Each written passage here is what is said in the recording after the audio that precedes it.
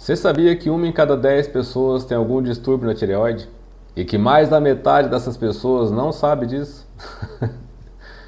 E qual que é a importância disso? Por ter influência no que acontece quase que no nosso corpo todo, uma alteração da tireoide pode trazer problemas significativos para o nosso metabolismo, para a nossa frequência cardíaca, para a pele, para o cabelo, para a pressão arterial e até mesmo para o nosso humor e para o nosso peso.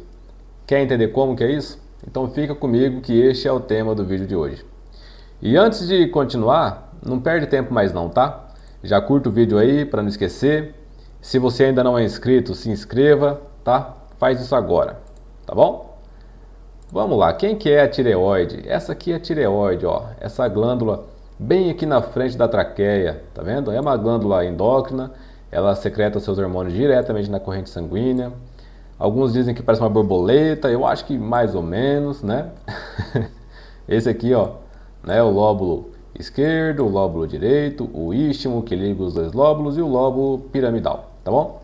Aqui atrás a gente tem as glândulas da paratireoide, né? São essas pequenas glândulas aqui atrás e elas são responsáveis por liberar o paratormônio, tá? Ajuda a equilibrar os níveis de cálcio no nosso sangue. Talvez eu faça um vídeo falando sobre a paratireoide. Hoje a gente vai focar na tireoide, tá bom? Quem já me acompanha sabe que as doenças são sintomas de programas de sobrevivência. Programas criados para nos ajudar a sobreviver, como o próprio nome já diz, né? Programas de sobrevivência, não é verdade? Se essa informação é nova para você, eu sugiro que você veja o vídeo que eu vou deixar na descrição, tá bom? Vamos lá.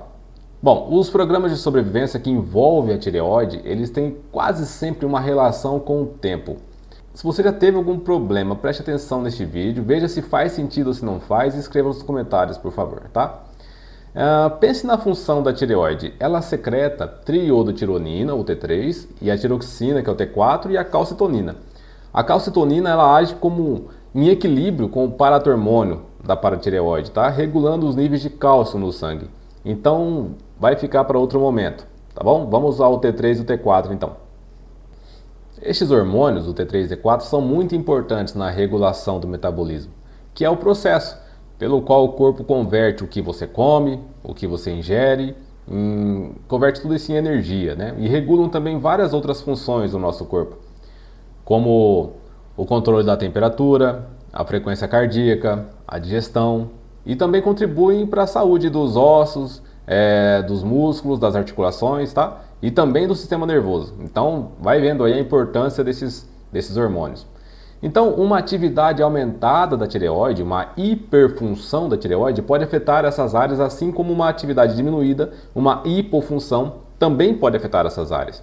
Então, nenhuma dessas duas situações é boa se não houver uma justificativa para essa alteração. E qual seria a justificativa? A tireoide tem alguém que diz para ela se ela tem que liberar mais T3 e T4 ou menos T3 e T4. E quem faz isso é a hipófise, através de um outro hormônio chamado TSH, que é o hormônio que estimula a tireoide, tá? Se os níveis de T3 e T4 estão baixos ou se a situação exige mais desses hormônios, a tireoide é então estimulada a secretar mais desses hormônios. Quer ver? Imagine que você está praticando um exercício de alta intensidade. Você precisa ser forte, ser rápida, ter energia e condições cardiovasculares para realizar este exercício. Diante dessa demanda, a tireoide é estimulada a secretar mais, porque o T3 e T4 vão ajudar a superar essa demanda. Vão acelerar o metabolismo, vai aumentar a frequência cardíaca, a força de contração do coração, vai ajudar o corpo a se adaptar a essa necessidade. Uma necessidade temporária, né?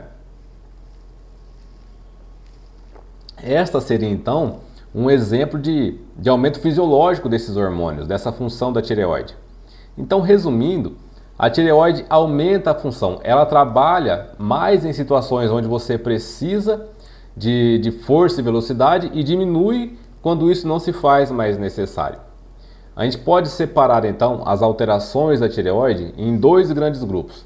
As que levam a uma hipoatividade da tireoide, uma atividade abaixo do esperado, E o grupo das alterações que levam à hiperatividade da tireoide, uma atividade acima do esperado.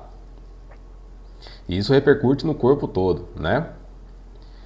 O hipotireoidismo, por exemplo, faz parte do grupo da hipoatividade. E os sintomas dessa hipoatividade são indisposição, fadiga, sonolência. Nessas horas tem um monte de gente que está pensando, né? Vixe, acho que eu tenho isso aí. Cuidado para não ter um conflito de diagnóstico aí, tá? Pode ter também sensação de tristeza, constipação, inchaço, ganho de peso, maior sensibilidade ao frio, tá? Já no hipertireoidismo, temos uma hiperatividade da tireoide. Então acontece basicamente o contrário. Os sintomas são irritabilidade, insônia, palpitação, tremores, perda de peso, queda de cabelo, aumento da pressão arterial. E o que é que está por trás de tudo isso? O que é que está por trás dessas alterações? Pense comigo, você já viu que as funções da tireoide são basicamente de acelerar, botar mais energia, né, diante de uma necessidade, ou desacelerar quando não for mais necessário.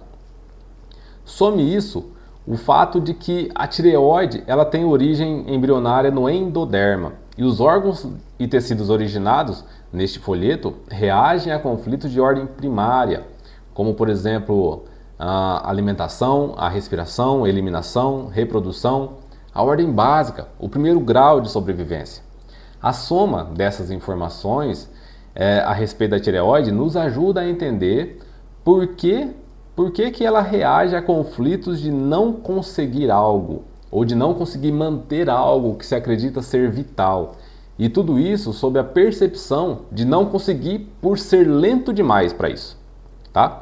Então, em outras palavras, a alteração da tireoide aconteceu basicamente porque a pessoa está passando ou passou por um conflito onde se julgou lenta demais. E essa lentidão fez com que não conseguisse o que queria, ou que não conseguisse se livrar do que não queria. Vamos dar um exemplo para ficar mais fácil, né? Pense em um homem que trabalhava há muito tempo em uma empresa e ele não estava mais conseguindo acompanhar o ritmo, ele não estava conseguindo cumprir os prazos e por isso ele perdeu o emprego, né? Logo depois disso ele teve um tumor na tireoide. E por que isso aconteceu? O conflito em questão foi de não conseguir segurar o que para ele era vital, era a sua fonte de sustento. E ele não conseguiu segurar o seu emprego, e não conseguiu porque era lento demais, né? Se tornou lento demais.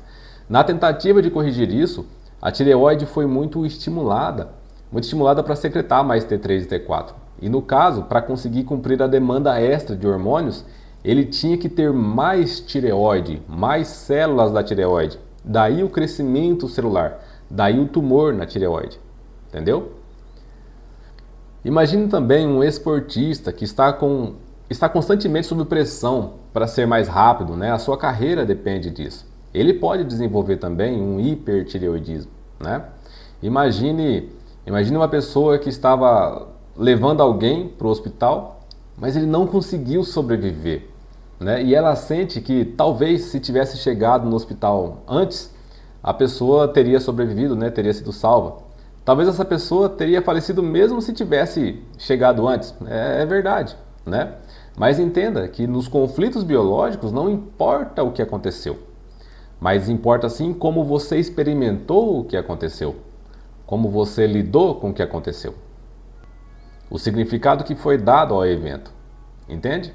E o evento nem precisa ser tão grave, mas quanto maior a massa do conflito, maiores os efeitos. E essa massa do conflito é o produto entre a intensidade do conflito vivido, né, e o tempo de exposição a este conflito vivido. Às vezes a intensidade não é muito grande, mas é muito recorrente. Então imagine que seja uma situação diária, uma situação cotidiana. Todos os dias a pessoa está lá novamente, revivendo o conflito. De certa forma, é como se ela estivesse reiterando o conflito, entendeu? Já o hipotireoidismo, falando agora, ele tem uma pequena diferença. Até agora a gente falou de necessidade de ser mais rápido, mas aqui a necessidade é de parar o tempo ou de desacelerar o tempo. É diferente você se julgar lento demais para conseguir do que se sentir que o tempo é curto demais para conseguir. Entendeu a diferença? Percebe isso? São pessoas no hipotireoidismo que tendem a dizer que tudo é rápido demais, o tempo está passando muito rápido, nossa, eu gostaria de voltar no tempo, sabe? São frases comuns entre essas pessoas, né, que tem uma hipoatividade da tireoide. Outra coisa que pode afetar a tireoide são o que também? São os conflitos de impotência, de diante de uma situação, sentir que algo precisa ser feito rápido, mas ninguém faz nada, né? Já viveu um conflito assim? Parece que todo mundo está vendo, mas ninguém faz nada. Ou eu não posso fazer nada, eu não consigo fazer nada, né? E esse último é um tipo de conflito que, se associado a alguns conflitos de medo, pode levar à síndrome do pânico, por exemplo. E como resolver tudo isso? Existem algumas situações que podem ser revertidas, ótimo, né? Outras nem tanto. É preciso avaliar o caso. Mas já é muito bom poder interromper o processo que está provocando essas alterações, né? Então, interromper esses estímulos disfuncionais. E se você olhar com uma dimensão maior, não é só o corpo que está sofrendo com o conflito, mas a psique também, né? Tá tudo ligado, concorda? Que é muito mais leve viver com alguns conflitos a menos? Conflitos assim perturbam a nossa maneira de ver a vida, a nossa maneira de nos relacionar, a nossa percepção que temos de nós mesmos, do mundo, né? E o tratamento terapêutico para essas questões envolve buscar os eventos dramáticos que deram esse start, né? Que de certa forma impuseram essas necessidades de alterar a relação da pessoa com a sua percepção de tempo, ou com a sua percepção de falta de tempo, né? Se a causa começa de dentro, eu acredito que o tratamento também deva começar assim, né? Também por dentro, entendeu? Concorda comigo? Mas me diz aí, você fazia ideia de tudo que poderia estar por trás dessas doenças? Deixe aí nos comentários que eu quero saber, tá bom? Obrigado por ter assistido até aqui, espero que tenha sido útil para você. E se não curtiu ainda, se ainda não é inscrito, não se esqueça de fazer isso agora, tá? Fique com Deus e até a próxima.